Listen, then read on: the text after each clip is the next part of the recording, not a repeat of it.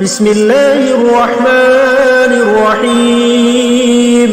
الحمد لله الذي أنزل على عبده الكتاب ولم يجعل له عوجا قيما لينذر بأسا شديدا من لدنه ويبشر المؤمنين الذين يعملون الصالحات أن لهم أجرا حسنا ماكثين فيه أبدا وينذر الذين قالوا اتخذ الله ولدا ما لهم به من علم ولا لآبائهم كبرت كلمة تخرج من أفواههم إن يقولون إلا كذبا فلعلك باخع نفسك على آثارهم إن لم يؤمنوا بهذا الحديث أسفا إنا جعلنا ما على الأرض زينة لها لنبلوهم أيهم أحسن عملا وإنا لجاعلون ما عليها صعيدا جرزا أم حسبت أن أصحاب الكهف والرقيم كانوا من آياتنا عجبا إذ أوى الفتية إلى الكهف فقالوا ربنا آتنا من لدنك رحمة وهيئ لنا من أمرنا رشدا فضربنا على آذانهم في الكهف سنين عددا ثم بعثناهم لنعلم أي الحزبين أحصى لما لبثوا أمدا نحن نقص عليك نبأهم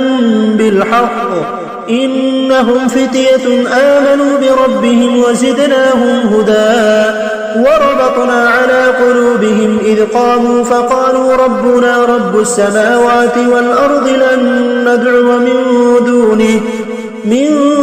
دونه إلها لقد قلنا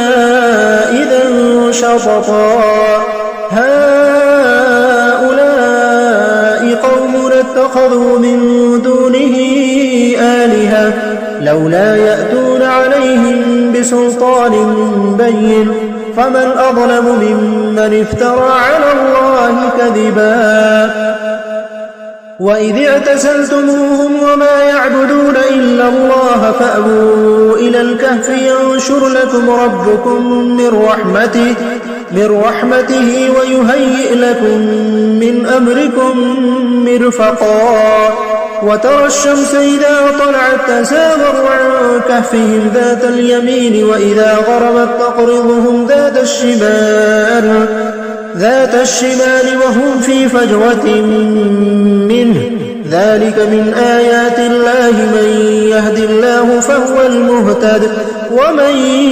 يضلل فلن تجد له وليا مرشدا وتحسبهم أيقاظا وهم رقود ونقلبهم ذات اليمين وذات الشمال وكلبهم باسط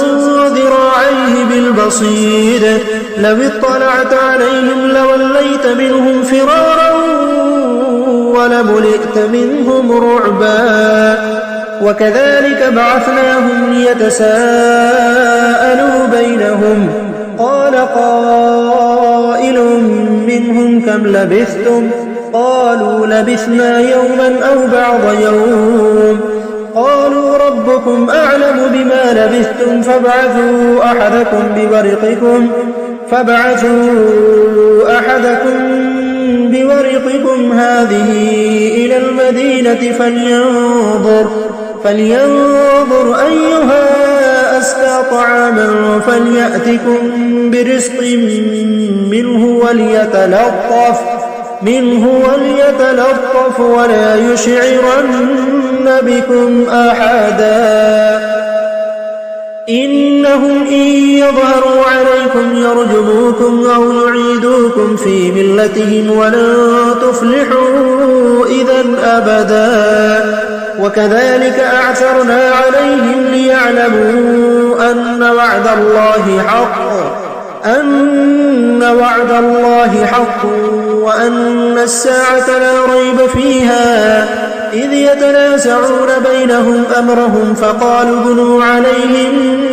بنيانا ربهم أعلم بهم قال الذين غلبوا على أمرهم لنتخذن عليهم مسجدا سيقولون ثلاثة رابعهم كلبهم ويقولون خمسة سادسهم كلبهم رجما بالغيب ويقولون سبعة وثامنهم كلبهم قل ربي أعلم بعدتهم ما يعلمهم إلا قليل فلا تمار فيهم إلا مراء ظاهرا ولا تستفت فيهم منهم أحدا ولا تقولن لشيء إني فاعل ذلك غدا إلا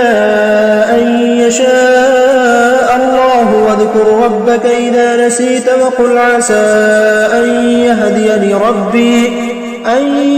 يهديني ربي لأقرب من هذا رشدا ولبثوا في كهفهم 300 سنين وازدادوا 9 قل الله أعلم بما لبثوا له غيب السماوات والأرض أبصر به وأسمع ما لهم من دونه من ولي ولا يشرك في حكمه أحدا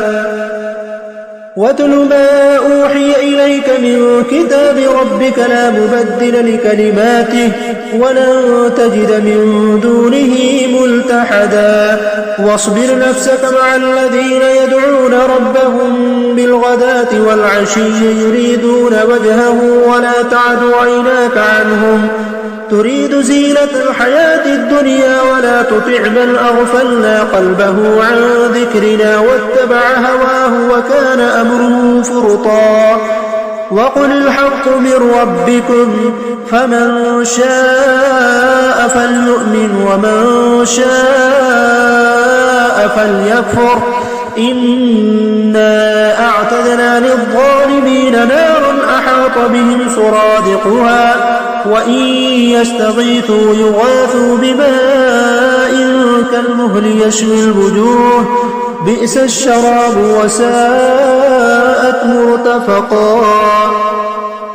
إن الذين آمنوا وعملوا الصالحات إنا لا نضيع أجر من أحسن عملا أولئك لهم جنات عدن تجري من تحتهم الأنهار يحلون فيها من أساور من ذهب ويلبسون ثيابا خضرا من سندس واستبرق متكئين فيها على الأرائك نعم الثواب وحسنت مرتفقا واضرب لهم مثلا رجلين جعلنا لأحدهما جنتين من أعناب وحففناهما بنخل وجعلنا بينهما زرعا كلتا الجنتين آتت أكلها ولم تظلم منه شيئا وفجرنا خلالهما نهرا وكان له ثمر فقال لصاحبه وهو يحاوره أنا أكثر منك مالا وأعز نفرا ودخل جنته وهو ظالم لنفسه قال ما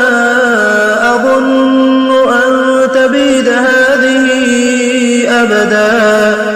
وما أظن الساعة قائمة ولئن رددت إلى ربي لأجدن خيرا منها منقلبا قال له صاحبه وهو يحاوره أكفرت بالذي خلقك من تراب ثم من نطفة ثم سواك رجلا لكن هو الله ربي ولا أشرك بربي أحدا ولولا إذ دخلت جنتك قلت ما شاء الله لا قوة إلا بالله إن ترني أنا أقل منك مالا وولدا فعسى ربي أن يؤتيني خيرا من جنتك ويرسل عليها حسبانا من السماء فتصبح صعيدا زلقا أو يصبح ماؤها غورا فلن تستطيع له طلبا وأحيط بثمره فأصبح يقلب كفيه على ما أنفق فيها وهي خاوية على عروشها ويقول يا ليتني لم أشرك بربي أحدا ولم تكن له فئة ينصرونه من دون الله وما كان منتصرا هنالك الولاية لله الحق هو خير ثوابا وخير عقبا واضرب لهم مثل الحياة الدنيا كماء أنزلناه من السماء فاختلط به نبات الأرض فأصبح هشيما تذروه الرياح وكان الله على كل شيء مقتدرا المال والبنون زينة الحياة الدنيا والباقيات الصالحات خير عند ربك ثوابا وخير أملا ويوم نسير الجبال وترى الأرض بارزة وحشرناهم فلم نغادر منهم أحدا وعرضوا على ربك صفا لقد جئتمونا كما خلقناكم أول مرة بل زعمتم أن لن نجعل لكم موعدا ووضع الكتاب فترى المجرمين مشفقين مما فيه ويقولون يا ويلتنا ما لهذا الكتاب لا يغادر صغيرة ولا كبيرة إلا أحصاها ووجدوا ما عملوا حاضرا ولا يظلم ربك أحدا وإذ قلنا للملائكة اسجدوا لآدم فسجدوا إلا إبليس كان من الجن ففسق عن أمر ربه أفتتخذونه وذريته أولياء من دوني وهم لكم عدو بئس للظالمين بدلا ما أشهدتهم خلق السماوات والأرض ولا خلق أنفسهم وما كنت متخذ المضلين عضدا ويوم يقول نادوا شركائي الذين زعمتم فدعوهم فلم يستجيبوا لهم وجعلنا بينهم موبقا ورأى المجرمون النار فظنوا أنهم مواقعها ولم يجدوا عنها مصرفا ولقد صرفنا في هذا القرآن للناس من كل مثل وكان الإنسان أكثر شيء جدلا وما منع الناس أن يؤمنوا إذ جاءهم الهدى ويستغفروا ربهم إلا أن تأتيهم سنة الأولين أو يأتيهم العذاب قبلا وما نرسل المرسلين إلا مبشرين ومنذرين ويجادل الذين كفروا بالباطل ليدحضوا به الحق واتخذوا آياتي وما أنذروا هزوا ومن أظلم ممن ذكر بآيات ربه فأعرض عنها ونسي ما قدمت يداه إنا جعلنا على قلوبهم أكنة أن يفقهوه وفي آذانهم وقرا وإن تدعهم إلى الهدى فلن يهتدوا إذا أبدا وربك الغفور ذو الرحمة لو يؤاخذهم بما كسبوا لعجل لهم العذاب بل لهم موعد لن يجدوا من دونه موئلا وتلك القرى أهلكناهم لما ظلموا وجعلنا لمهلكهم موعدا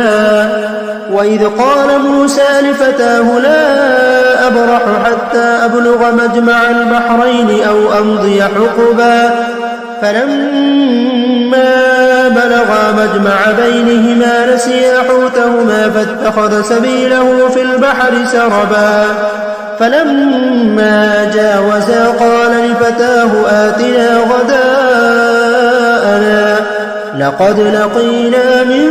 سفرنا هذا نصبا قال أرأيت إذ أوينا إلى الصخرة فإني نسيت الحوت وما أنسانيه إلا الشيطان أن أذكره واتخذ سبيله في البحر عجبا قال ذلك ما كنا نبغي فارتدا على آثارهما قصصا فوجدا عبدا من عبادنا آتيناه رحمة من عندنا وعلمناه من لدنا علما قال له موسى هل أتبعك على أن تعلمني مما علمت رشدا قال إنك لن تستطيع معي صبرا وكيف تصبر على ما لم تحط به خبرا قال ستجدني إن شاء الله صابرا ولا أعصي لك أمرا قال فإن اتبعتني فلا تسألني عن شيء حتى أحدث لك منه ذكرا فانطلقا حتى إذا ركبا في السفينة خرقها قال أخرقتها لتغرق أهلها لقد جئت شيئا إمرا قال ألم أقل إنك لن تستطيع معي صبرا قال لا تؤاخذني بما نسيت ولا ترهقني من أمري عسرا فانطلقا حتى إذا لقيا غلاما فقتله قال أقتلت نفسا زكية بغير نفس لقد جئت شيئا نكرا قال ألم أقل لك إنك لا تستطيع معي صبرا قال إن سألتك عن شيء بعدها فلا تصاحبني قد بلغت من لدني عذرا فانطلقا حتى إذا أتيا أهل قرية استطعما أهلها فابوا أن يضيفوهما فوجدا فيها جدارا يريد أن ينقض فأقامه قال لو شئت لاتخذت عليه أجرا قال هذا فراق بيني وبينك سأنبئك بتأويل ما لم تستطيع عليه صبرا أما السفينة فكانت لمساكين يعملون في البحر فأردت أن أعيبها وكان وراءهم ملك يأخذ كل سفينة غصبا وأما الغلام فكان أبواه مؤمنين فخشينا أن يرهقهما طغيانا وكفرا فأردنا أن يبدلهما ربهما خيرا منه زكاة وأقرب رحما وأما الجدار فكان لغلامين يتيمين في المدينة وكان تحته كنز لهما وكان أبوهما صالحا فأراد ربك أن يبلغا أشدهما ويستخرجا كنزهما رحمة من ربك وما فعلته عن أمري ذلك تأويل ما لم تستطع عليه صبرا ويسألونك عن ذي القرنين قل سأتلو عليكم منه ذكرا إنا مكنا له في الأرض وآتيناه من كل شيء سببا فأتبع سببا حتى إذا بلغ مغرب الشمس وجدها تغرب في عين حمية ووجد عندها قوما قلنا قلنا يا ذا القرنين إما أن تعذب وإما أن تتخذ فيهم حسنا. قال أما من ظلم فسوف نعذبه ثم يرد إلى ربه فيعذبه عذابا نكرا، وأما من آمن وعمل صالحا فله جزاء الحسنى وسنقول له من أمرنا يسرا. ثم أتبع سببا حتى إذا بلغ مطلع الشمس وجدها تطلع على قوم لم نجعل لهم من دونها سترا، كذلك وقد أحطنا بما لديه خبرا. ثم أتبع سببا حتى إذا بلغ بين السدين وجد من دونهما قوما لا يكادون يفقهون قولا. قالوا يا ذا القرنين إن يأجوج ومأجوج مفسدون في الأرض فهل نجعل لك خرجا على أن تجعل بيننا وبينهم سدا؟ قال ما مكنني فيه ربي خير فأعينوني بقوة أجعل بينكم وبينهم ردما. آتوني زبر الحديد حتى إذا ساوى بين الصدفين قال انفخوا حتى إذا جعله نارا قال آتوني أفرغ عليه قطرا، فما استطاعوا أن يظهروا وما استطاعوا له نقبا. قال هذا رحمة من ربي فإذا جاء وعد ربي جعله دكا وكان وعد ربي حقا. وتركنا بعضهم يومئذ يموج في بعض ونفخ في السور فجمعناهم جمعا، وعرضنا جهنم يومئذ للكافرين عرضا. الذين كانت أعينهم في غطاء عن ذكري وكانوا لا يستطيعون سمعا. أفحسب الذين كفروا أن يتخذوا عبادي من دوني أولياء إنا أعتدنا جهنم للكافرين نزلا. قل هل ننبئكم بالأخسرين أعمالا الذين ضل سعيهم في الحياة الدنيا وهم يحسبون أنهم يحسنون صنعا. أولئك الذين كفروا بآيات ربهم ولقائه فحبطت أعمالهم فلا نقيم لهم يوم القيامة وزنا. ذلك جزاؤهم جهنم بما كفروا واتخذوا آياتي ورسلي هزوا. إن الذين آمنوا وعملوا الصالحات كانت لهم جنات الفردوس نزلا خالدين فيها لا يبغون عنها حولا. قل لو كان البحر مدادا لكلمات ربي لنفذ البحر قبل أن تنفذ كلمات ربي ولو جئنا بمثله مددا. قل إنما أنا بشر مثلكم يوحى إلي أنما إلهكم إله واحد، فمن كان يرجو لقاء ربه فليعمل عملا صالحا ولا يشرك بعبادة ربه أحدا.